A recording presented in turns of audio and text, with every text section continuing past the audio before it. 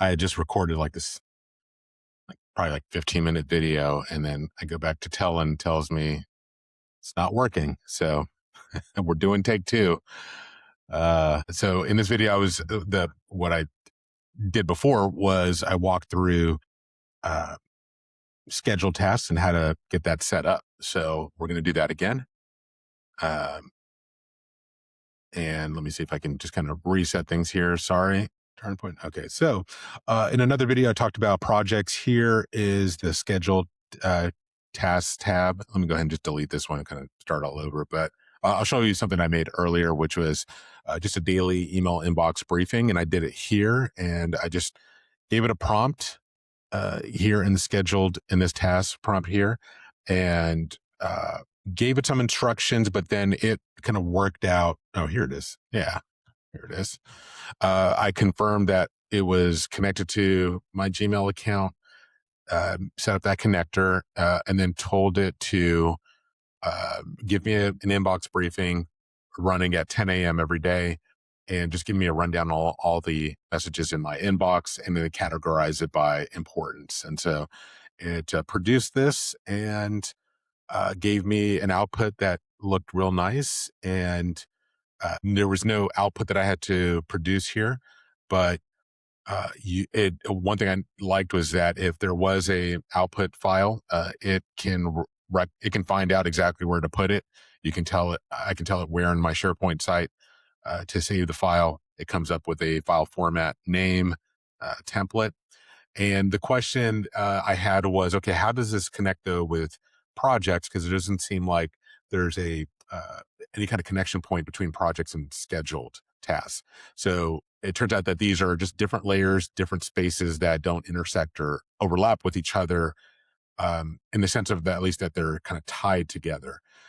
But you can create tasks in project and then, generate them from there. So here I had generated it from the schedule task area. And what it recommended was because you can easily imagine, as you get several tasks up and running and they're not connected necessarily to a particular project, it can get pretty unwieldy, and maybe you lose track of, where is the task, and maybe you want to update it, but you're trying to find it.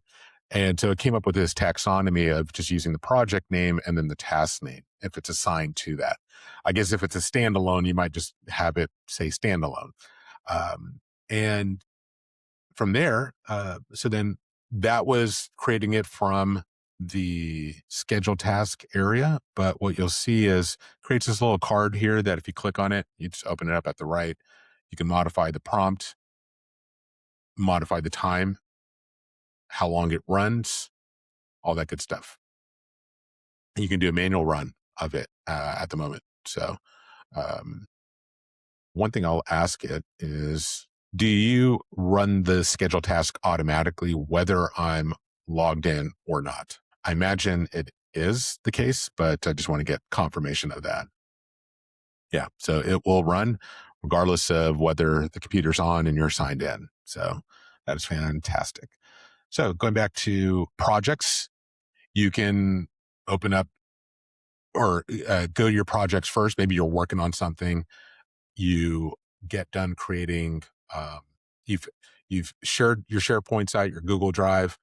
You have created a task or a process that produces an output, and then maybe you want to go back and redo it.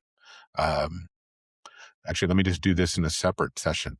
Let's see if that will work. In a separate chat session, we produced a feedback debriefing analysis for the meetings I've held this week with my beta cohort. We produced a file that was pushed back to my SharePoint site as a result. I'd like to turn that task into a scheduled repeating task that runs every Friday at 3 p.m. As part of the briefing, I want you to highlight some of the key factors or insights from that call and create a list of suggested action items to address that feedback and incorporate it into my program. Okay, the task is finished. see it popping up here on the right. It looks like it's still populating the result every Friday. Boom. Destination, file name. Awesome. So we're here in the project space though, and it's created the task here. If we click on that card, we're going to see this side pane pop up here, confirming the prompt and the schedule. And then we can just go ahead and just run it now just to see what a sample output looks like. Now, you might do this before.